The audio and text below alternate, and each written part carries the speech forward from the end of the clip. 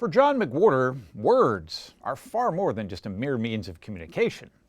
Fitting, then, that he's in conversation with our Mo Rocca. New York Times columnist, best-selling author, linguist, and Columbia University professor John McWhorter doesn't shy away from controversy.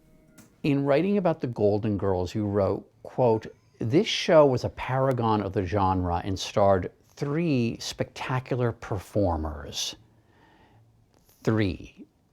There were 4 stars in the Golden Girls. Thank you for being a friend. Who was the unspectacular performer? Honestly, I was never crazy about the Sophia character. I wouldn't have wanted to hang out with Sophia. Whereas with Rue McClanahan and Betty White and B. Arthur, those 3 to me were amazing. So you really aren't afraid to offend. I'm going to go there. That's right. In his columns and books, McWhorter speaks his mind on pop culture, pronouns, profanity, and perhaps most notably, race. There is a great deal of diversity in the black community, and I can tell you it is not the default in the black community to think of ourselves as pathetic. Yes, we can't has never been the slogan for Black America, and it's not now. In 2000, when he was a professor at UC Berkeley, McWhorter published Losing the Race, Self-Sabotage in Black America, causing a stir. People thought that Losing the Race was the kind of book that said that black people's problems are black people's fault, and that therefore black people need to stew in their own juice, shut up, pull up your pants, stop complaining, and just get real. What were you saying in the book, if not that? I was saying that if you have been treated like animals for hundreds of years and freed rather suddenly by revolutionary legislation, then it can be hard to know where to go next. And there can be a temptation to think more about the victimhood than what you're going to do now. I thought that we had to look at the difference between civil rights activism in, say, 1962, and then people talking about black power in 1967 with no real plan. It's mostly about expressing grievance rather than talking about what you're going to do to fix it. I want to make sure we underline that, because that seems like a pretty fair distillation, what you were saying. Grievance versus what? How did you phrase it? Grievance becomes the focus rather than constructive intent. McWhorter's own constructive intent in writing the book was personal. I thought, I want people to stop coming to my office, leaning in the door, and saying to me things like, you know, I think that we should just have different standards until the demographics of Berkeley represent the demographics of California, and just assuming that I think that. You didn't like that people looked at you and saw a black man and assumed, or a professor at Berkeley for that matter, and assumed that you would agree with their politics. Exactly. It was awkward, because then I have to think, do I have to tell them, or do I sit here and pretend and be something that I'm not in order to avoid the fracas? And is it fair to say that that book, Losing the Race in 2000, got you labeled by many as a conservative, as right-wing? Yes, very much. How would you describe yourself? As always, cranky liberal. Yeah, I've never voted Republican. I am not aware of any significant overlap between card-carrying conservatives' concerns and mine. And I am somebody who is a liberal Democrat who noticed that what was considered the middle ground on race had shifted way left. John Hamilton McWhorter was raised in Pennsylvania and New Jersey. His parents worked at Temple University. His mother taught social work. His father was a student administrator. What kind of a kid were you? I grew up in a rarely truly integrated middle-class neighborhood in Philadelphia called Mount Airy. It was black and white people living practically alternating in very nice middle-class houses.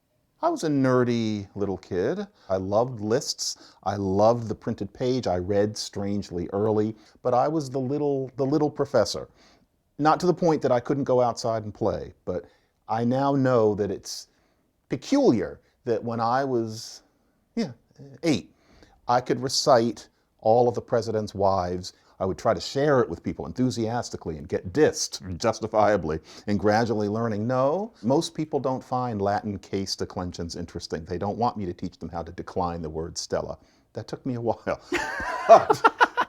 With an undergraduate degree in French, a master's degree in American Studies, and a PhD in linguistics, McWhorter can seem like the grown-up version of a certain cartoon character. Were you a fan of Linus? I was Linus. Yeah. You were. I was thinking of all the I Peanuts would characters. associate myself with him. Not Charlie Brown, a little Schroeder. I'm going to try something.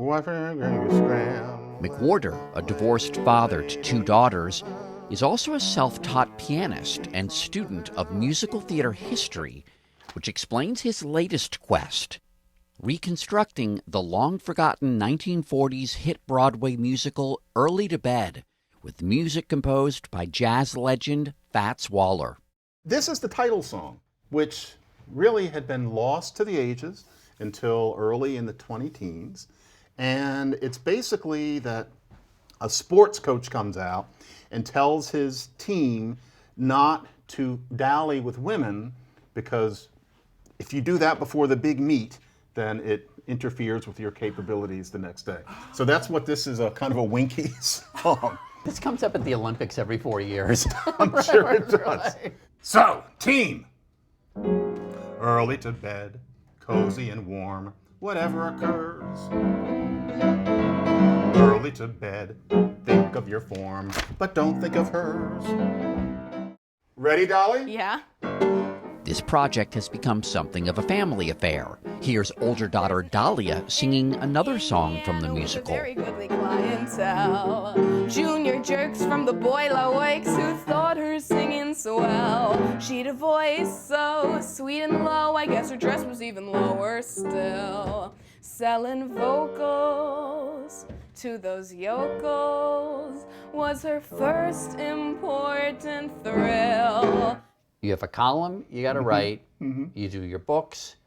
You have a class you teach. But you found time to help restore a 1943 musical by Fats Because Waller. I'm strange and nobody else was going to do it. The way to get ahead is early to bed.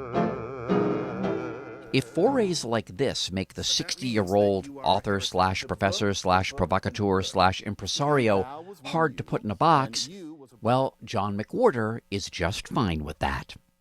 I feel good about how people perceive me.